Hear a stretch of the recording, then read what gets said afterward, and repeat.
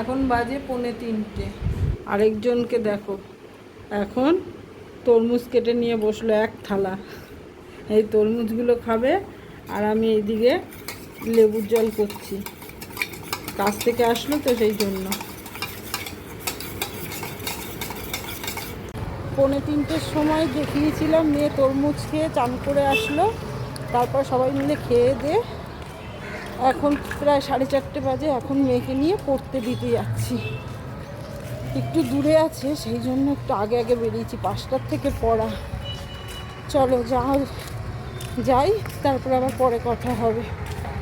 সেই 4:30 বেরিয়ে এখন ঘরে ঢুকলাম। সবে মাত্র বাজে 8টা বাজতে 5 মিনিট বাকি।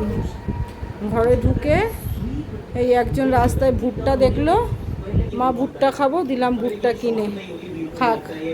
আমরা কি খাওয়া যায়, তো চাই করি, চা আর মুগ চানাচুর মাখি।